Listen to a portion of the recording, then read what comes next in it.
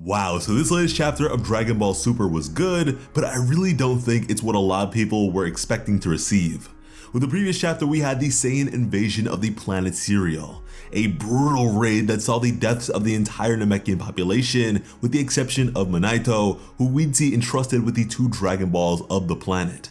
The Cerealians too were being wiped out swiftly as a young Granola fled to his mother within a nearby chapel. The Cerealians managed to successfully eliminate the moon and rid the Saiyans of their Great Ape forms. However, it wasn't nearly enough as the Saiyans were already plenty strong without it. However, now with the moon gone, Bardock's true form would be revealed to Granola and his mother. And as Bardock looked at these two, he would think of his own son Kakarot and his wife Jine. And with this thought, when approached by one of his subordinates, Leek, Bardock hid the presence of these two and told Leek to go on without him. Bardock would then use his scouter to confirm that these two were the final survivors of the planet. That is, with the exception of a low power level in the distance with strange movements, which in reality was Minato, who'd suppress his power level and was hiding the remaining Dragon Balls. And after successfully doing so, would be halted in the midst of an attack with ease by Bardock, who would then introduce a sleeping Granola and his mother Muesli to the Namekian, urging them all to remain hidden and survive for as long as they could, as Frieza would be arriving momentarily. And it was thanks to this story that Goku would finally learn about his father's identity. But to continue this story from there, Minato would heal Bardock's surface wound that he'd received from Muesli and express that this was the full extent of his healing capabilities, as nearby, the two would suddenly notice the presence of the Heaters, who were plotting their sale of the planet and their eventual betrayal of Frieza. Muesli would join them soon after, as to follow that, Granola would awaken from his slumber and shriek at the sight of a Saiyan, which caught the attention of the Heaters.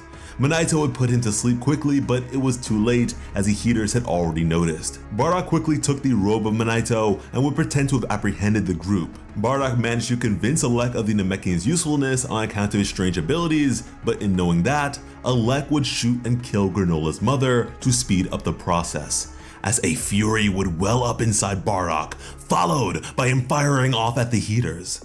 Goss would stand to defend them against this, as in the meanwhile, the group of renegades would escape.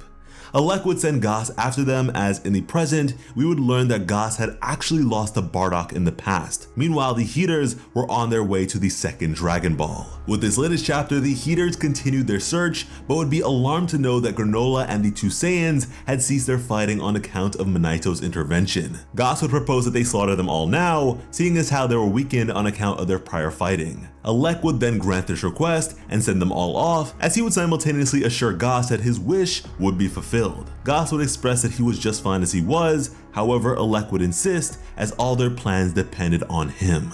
And so Goss would no longer resist. Meanwhile, Granola was infuriated to know the truth that his employers for decades had in reality been his mother's killers, and were furthermore responsible for the slaughter of his people. And that despite all this, his most trusted friend Minato would keep something like this from him for all these years. Vegeta would then question who exactly the victor of the battle ended up being, as again it would be made clear that Bardock had in fact won the fight, which surprised Vegeta, seeing as how Bardock, as far as he knew, was a low-class warrior. So he'd now have to question if Goss was a weakling in reality, which Minato would correct, as Goss was very strong indeed. And I honestly find it kind of funny that this is a hard pill for Vegeta to swallow, seeing as how Goku himself is supposed to be a low-class warrior, but tends to outclass him most times. But anyways, just then, the sky would suddenly go dark, a phenomenon that was familiar to all of them. Alec had successfully procured both of the Dragon Balls and had called upon the dragon for his wish.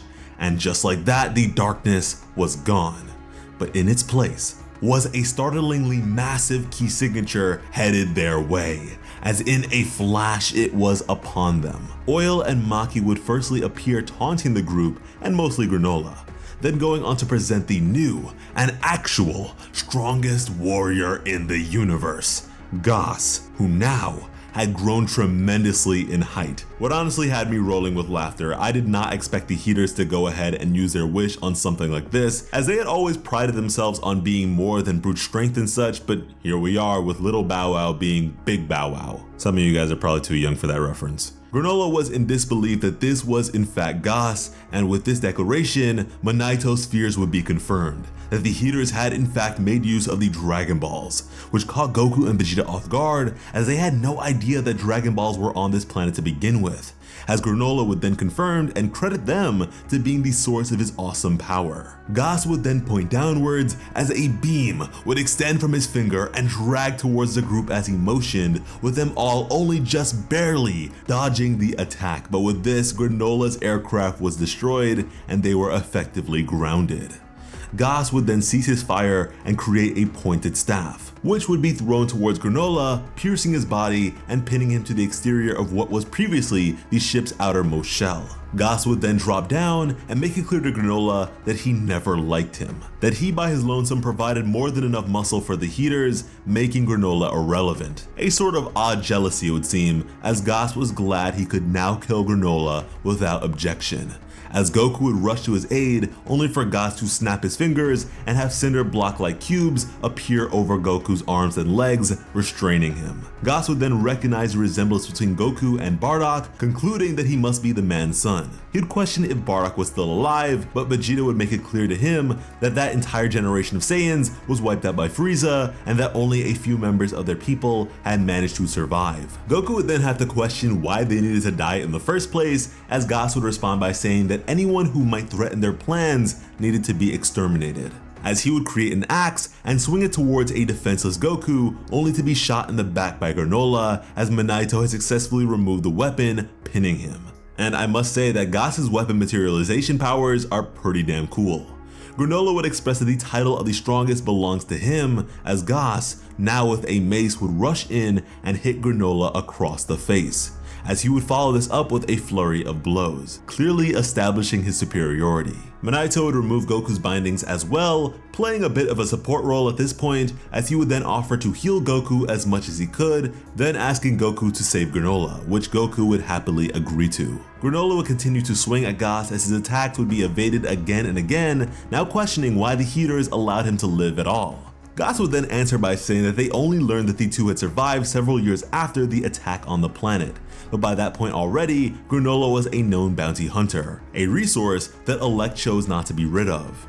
Again, Minaito had kept the truth of the Heaters' involvement a secret, as Granola was offered a job as a child, work that would allow him to help out Minaito financially. In the present, Minaito would begin to regret his decision to do so, furthermore believing himself to be a failure of the Namekian as he couldn't restore Goku's energy, which reminded Goku that Vegeta was supposed to have another senzu bean, the famous senzu bean we had spoken of in previous videos, as Vegeta would admit to have stored it in the armor he had tossed aside, as at this point Granola would be knocked out cold. Goku would tell Vegeta to go find the armor and eat the senzu bean as soon as he found it, a sentiment which surprised the prince, as Goku felt it was only fair considering he had already eaten the first one himself. He would then tell Vegeta that by doing so, he could transform into freaky face mode and beat Gas, as he would then rush over to join the fight. Goku was of course referring to Ultra Ego, which was pretty frustrating for Vegeta. But now in response to Goku's presence, Gas would create a large blade over his arm and lunge forward, as Goku in turn would shift to Super Saiyan Blue, catch the blade, and break it with his bare hands.